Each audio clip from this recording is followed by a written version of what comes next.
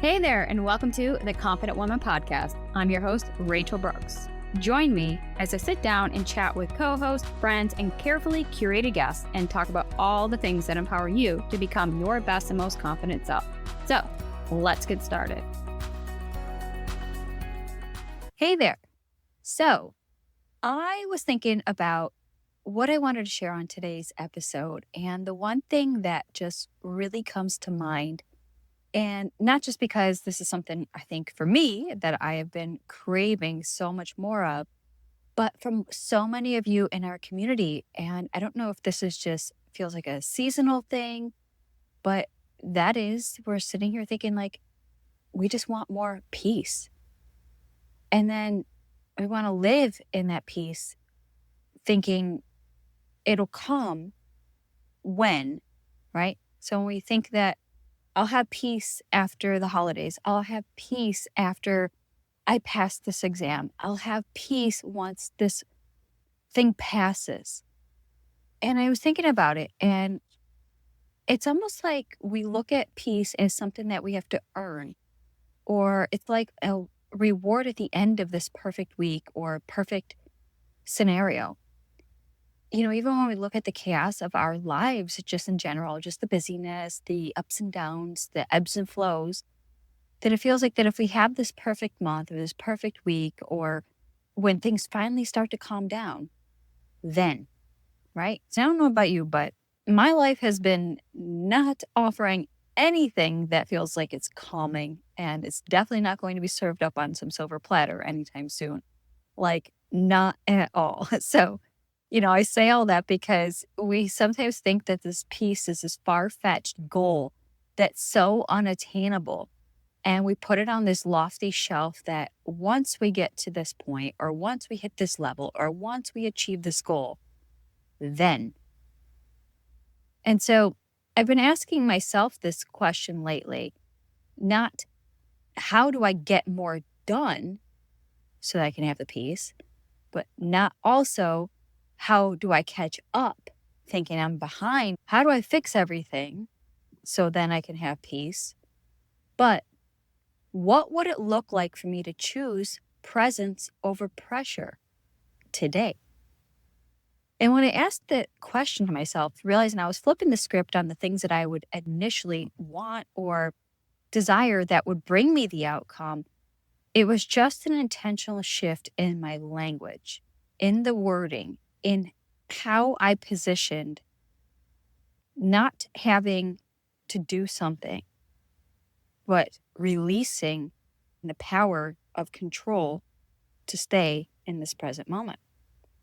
Because I know that this pressure, like just the everyday pressure, that pressure is loud, and that pressure has a voice. It's very convincing, and it will continue to be this incessant chatter that will always tell you should be doing more. Don't rest, don't stop, keep going. And it'll just tell you lies like that you should be further along by now. And it will tell you to just keep going. And even if everything falls apart, it's just you have to keep going with this. I don't know. I'm hoping I'm making myself clear here, because this is literally the chatter that had been driving me this whole year, when this was like a year that should have been focused on rest. And when I say these two simultaneously, when we talk about rest and we talk about peace, they go hand in hand. And so when you have that pressure that you're not doing enough, and that pressure just sounds like, prove it. You have something to prove, whether it's to yourself or to others. And that presence is so much quieter, and it's so much kinder, and so much more gentle. It doesn't scream for your attention. It doesn't give you this chaos and this rush and this overwhelm. It asks you to come back home, come back here, come back in the presence, to your body, to your breath, and to what's really right in front of you. And that's what truly matters. Right? Because it feels like sometimes with this chaos internally, and, for each their own, whatever they're experiencing, that noise can be so deafening that we miss what our inner being needs, and that's the here and the now. And so I want to talk about this today in a way that feels super real and not just like, oh, just be present, but in a way that it gives us back that power, the power of presence as a decision. And when we look at presence, we can start to incorporate more of the intentional acts and more of the awareness level into our daily disciplines. And so when we look at presence as a kind of faith almost, it's this religious, and I use that word intentionally here. It's like this religious, I'm dedicated to it. It's that discipline, it's that willingness, it's that kind of faith.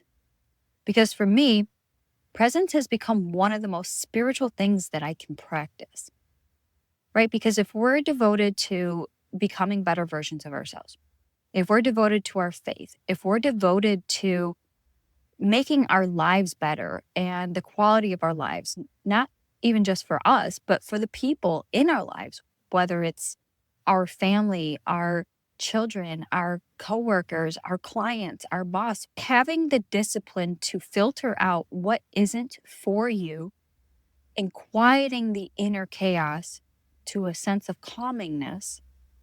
Because when we read our Bibles, when we read our scripture, when we're in our faith and our devotionals, we have to be present, right? Otherwise, we're just rushing that and we're just checking the boxes. But are we really tuning into the relationship of what we're actually striving for?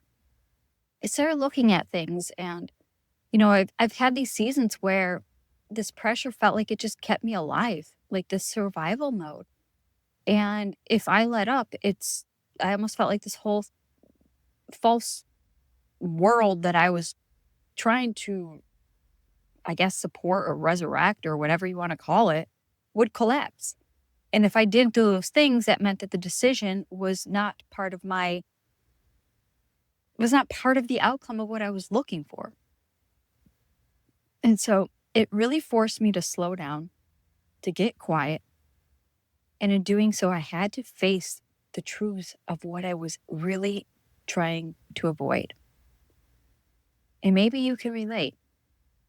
Because if we look at our calendars, we know that it's full. We know that our lives are just jam-packed. It's like, how do we fit more things in there so that we can buy back this time and this power and this presence and this peace? And so maybe that's you, or maybe you know somebody that's been running on fumes.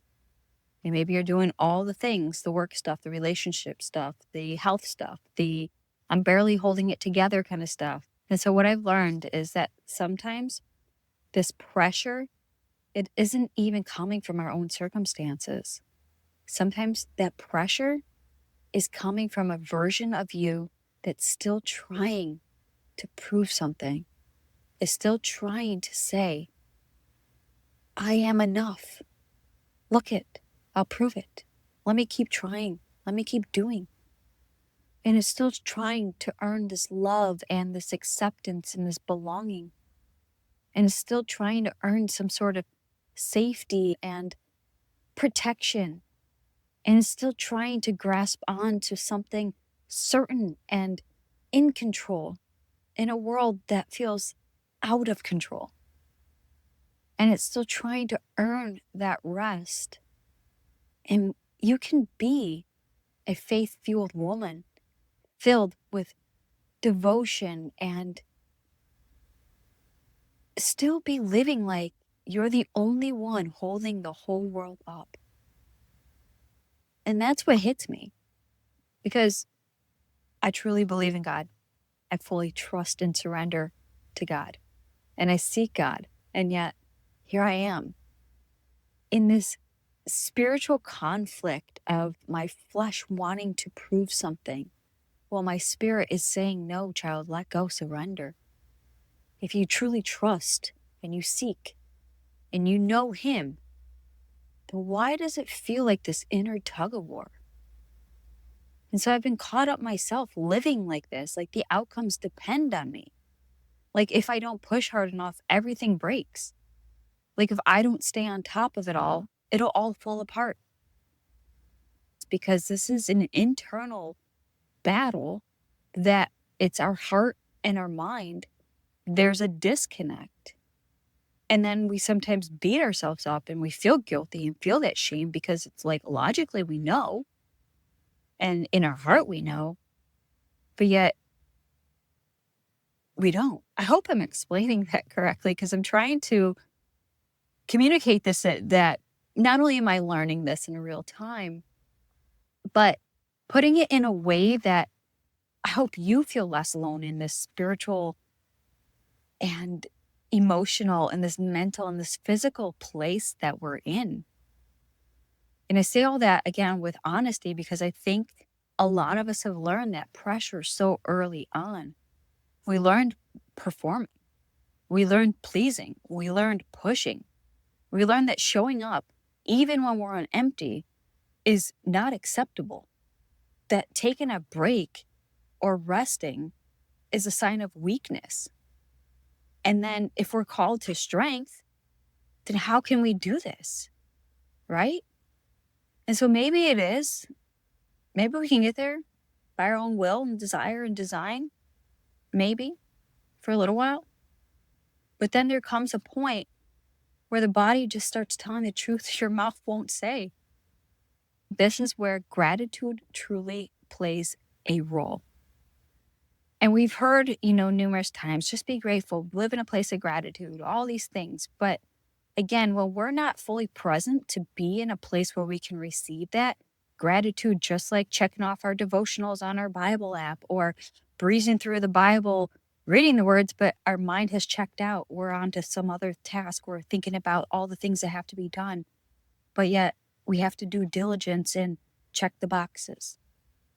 And so I think, when it comes back to gratitude, it isn't just about being thankful for the good things. Like gratitude, for me, it's become the anchor that pulls me back into reality, into the present moment, into the awareness. And so gratitude pulls me out of my head and out of that future, right? Because I'm not thinking about all the things that have to get done. I'm not thinking about all the what ifs. I'm not out there just numbing out and finding distractions, going down the doom scrolling or, finding myself spiraling out of control. But it gets me out of that pressure. And what gratitude does is it pulls me back into the place only God is asking me to live in right here, right now, today, in this very moment, in this present moment. And with each breath, that present moment passes. And we'll never get that breath back. We'll never get that moment back.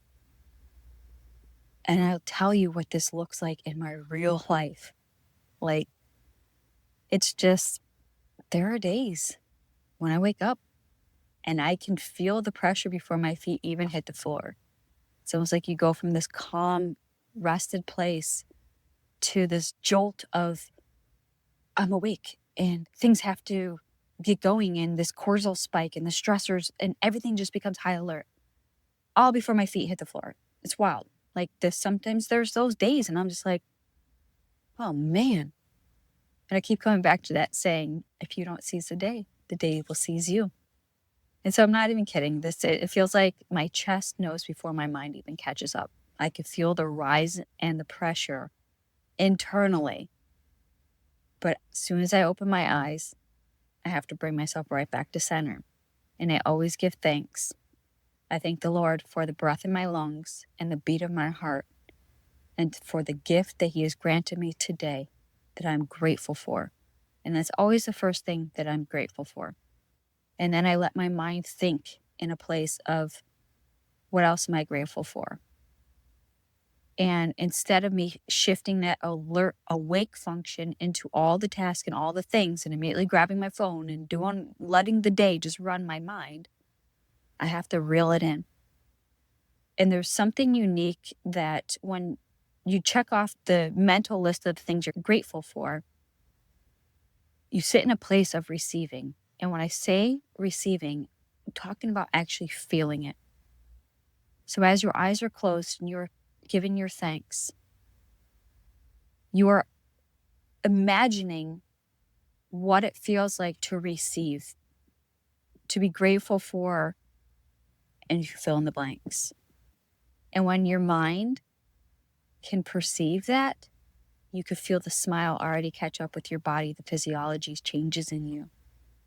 When you can imagine yourself receiving that next promotion, or the smile on your children's face, or the hug and embrace from your partner, and you could feel the arms wrap around you, or the smile that stretch from ear to ear, or the sounds of laughter from your children and the joy that it brings you. Your mind is already in a place that has received it and yet already experienced it. You see, it's so cool when we can quiet the inner and experience something that has yet to even exist. But your mind and your body, they don't know yet. It will catch up later. Thoughts and feelings and emotions and experiences that could also be possible. And so you're like, all right, how do we do this in real life? How can we start implementing new changes, new ways, new thinkings, new beings, new receivings? And is here in this present moment. Because like I said, what we create and cultivate in this present moment of gratitude will catch up to us later. But when our mind is so fixated on the things that we don't have, that are lacking, that are wrong, that are urgent, we can already feel the physiology in our bodies changing. Our heart starts racing, our breath increases, and our mind and worry and chaos start taking place. And we have to look at what version are we going to give into? Which version is going to get our attention? And what version are we going to step into the moment our feet hit the floor? And again, everybody, their gratitude practice will change.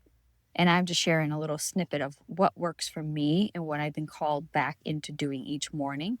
But again, if that's not suitable for you, you find time to do this.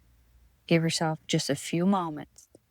And whether you're a journal writer of these things or just an envisioner of them, just give yourself the time and space to create that experience. And so I've started doing something that sounds a little bit distant or sounds simple, but honestly has changed everything for me. And so when I felt that pressure rise, I stop and I just say long enough to come back into my body, and I take that breath and I ask myself, what do I actually need right now?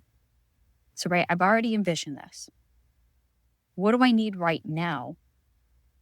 Not what do I need to produce?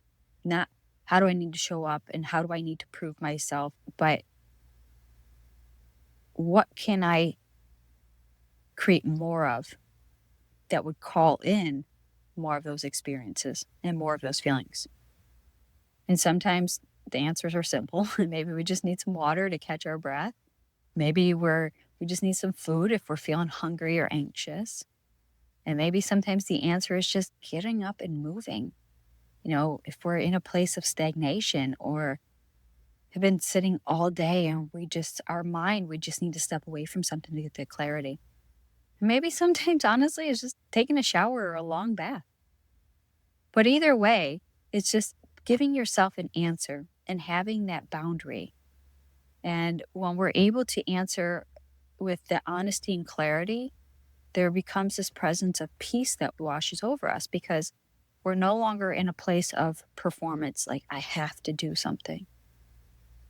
But there's also the power of prayer, like real prayer. And like I said, not that performative prayer where we're just rushing through and checking the boxes and doing the things, because honestly, God doesn't bless the hustle. He rewards the rest, the receiving, right?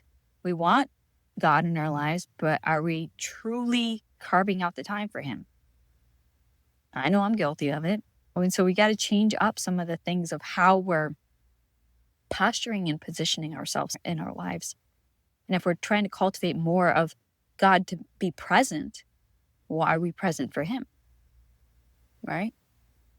And so when we look at presence, it asks, what's mine to carry today and what's not, right? So what is God's will? Seek his way, his will. And what's not for you and not for him, we just set aside. And presence also asks, what am I holding that God never asked me to hold? What's the next right thing? Not the next 10 things, just the next right thing. And I know all of this sounds so simple because you're just like, yeah, I've done the gratitude. I've checked, my prayer boxes and I'm going down my list. But the things that I've learned in most of our lives aren't really destroyed by just these big changes or choices that we make, but they're shaped by our tiny daily habits, our tiny little decisions, our broken promises to ourselves, the skipped meals or the skipped meetings or the things that we put on our calendar. We just say, oh, well, not today. But every time we say not today, we've pushed today until tomorrow, but tomorrow is not promised. And so those tiny daily agreements, the tiny daily habits, the tiny simple ways that we abandon ourselves, and that presence is how you stop abandoning yourself. I want to say this like as gently as possible because I needed to hear it this way as well. But I know a lot of women that are listening that are in this place where we've been taught to be strong for so long, where we've been so capable of for so long, and been the only one that people rely on for so long. We've been the ones that keep everything going, the one who's always showing up, the one who always makes it happen. But you're tired, you're exhausted, you're running on fumes. And it's not the kind of, I just need a nap tired. Like, I'm talking about soul tired, like straight up exhaustion. It's the, I don't even know who I am anymore tired, like that tired. And if that's you, presence, it's not optional. Presence is the way back. And this is where the gift part comes in. Because when I say gifts, I'm not talking about material things and all this stuff. I'm talking about the actual change that a person makes. What actually restores you whole back to yourself. What actually heals you in the places nobody else sees. Only you know. And that presence is a gift. Because presence is what you give to your life. Presence is what you give to your relationships. Presence is what you give to your body. It's what you give to God. Because you can't even truly connect if you're constantly split into 10 million different directions. And I think a lot of us have been giving our best energy to everything and everyone except our own actual lives. Like we give our best to the work, to our responsibilities, to our output, to everyone else. And then we come home to ourselves and we're left with the scraps, the fumes, the breadcrumbs. And we wonder why we feel so disconnected. We wonder why we feel so numb. We wonder why we're just irritated, short-tempered, lack of patience. And we just think, well, if I just keep praying for more patience, maybe I'll get more patience. Maybe I'll get more strength. Maybe I just need to increase my prayers. Maybe I need to do some fasting or avoidance of the things, right? And we wonder why we don't actually feel closer to God. And we wonder why our body feels like it's screaming. It's because when we've been living under pressure, pressure becomes the thief that kills, steals, and destroys. It steals your joy. It steals your ability to notice. It steals your ability to receive. And the pressure steals your ability to be present with your own life. And so here's what I want to offer you today. Not as a checklist, because we're not doing those. Got enough of them. And we're not trying to fix these 5 things. Presence is the doorway. It's the presence is your doorway where peace lives, and it's where gratitude lives, and it's where God meets you. And the pressure will try to convince you that you don't have time for presence. You don't have time to sit still or rest. But that's actually why you need it. So let me make this just as clear as can be and super practical, super simple. But if you're in a season where life is heavy and you're juggling your health, your relationships, your work, your money, your future, your goals, your healing, you're juggling all of it. Presence might look like you're choosing one thing at a time. It might look like you're not rushing through conversations. It might look like you're turning down the noise internally, just even if it's for a few moments. It might look like you're eating without multitasking. It might look like you're taking care of your body without punishing it. And it might look like you're just being honest with somebody instead of trying to please them. It might look like you're letting a message sit unanswered until you have the capacity and bandwidth to actually give it your all. And it might look like you're stopping the doom scroll when you feel your nervous system spiking. And it might look like you're praying before you react. And I know some of you are like, okay, Rachel, but is this real life? I have responsibilities. Like, how is this going to happen? And I know, because truly this was me. I was like, yeah, I don't know about all this stuff. What I realized is that I felt like I had to do more things, hence why I had to change things and what I had to let go of. And it just felt like more and more and more. But that's the opposite, because it's not pretending that you're not busy.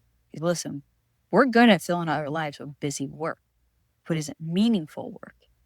Is it just busyness to keep us distracted and numbed out in different ways? This isn't about refusing to let your busyness become your identity, but this is about refusing to live your life in survival mode when you were created for so much more than just surviving. Now let's talk about faith for a second, because I want to put language around what I think is happening for a lot of us here. And that presence is an act of trust. Because when we choose presence, we're basically saying, God, I believe you're here with me in this moment. And I don't have this sprint to prove I am worthy of your help. And when you choose presence, you're saying, God, I'm going to do my part, but I'm not going to carry what isn't mine. When you choose presence, you're also saying, God, I'm not going to sacrifice my health and my relationships and my peace on the altar of productivity. And for someone listening right now, maybe that is the word that we needed to hear. Peace, presence. Because some of us, we've been faithful, but we've also been very frantic. And I'm not judging that. I'll first raise my hand. I'm naming it because I've lived it. And there's this verse that comes to mind when I'm in this frantic place. And it's the one that talks about being still and knowing He is God. And it sounds so simple and so rehearsed, be still and know that I am God. And this is in Psalms. But it's not just being still in the physical. It's being still internal. Being still is when you stop rehearsing worst case scenarios. Being still is when you stop trying to control the outcome.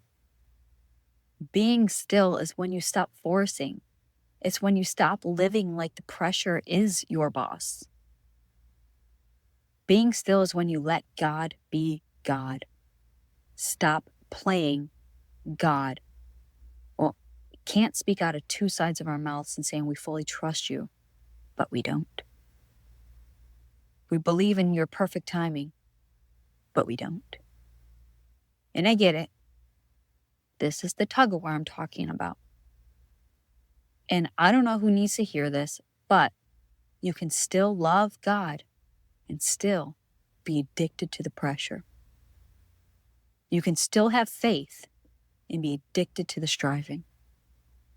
You can be a praying woman and still be living like you're all alone. Presence is how you come home. And here's what happens when you practice presence. You start noticing the gifts you were missing. You notice the way your body actually feels.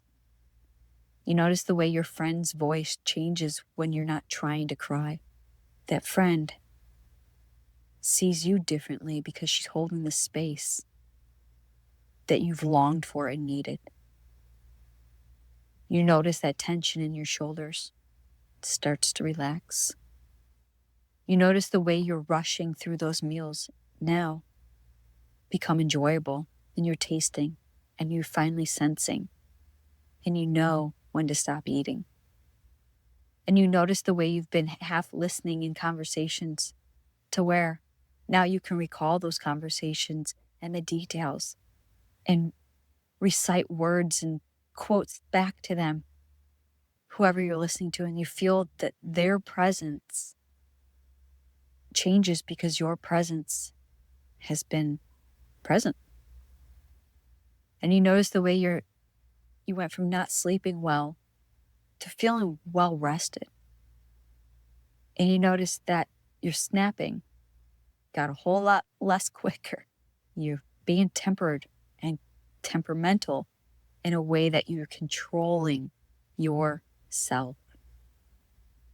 You notice the way that you've been trying to power through all this, and now you just go.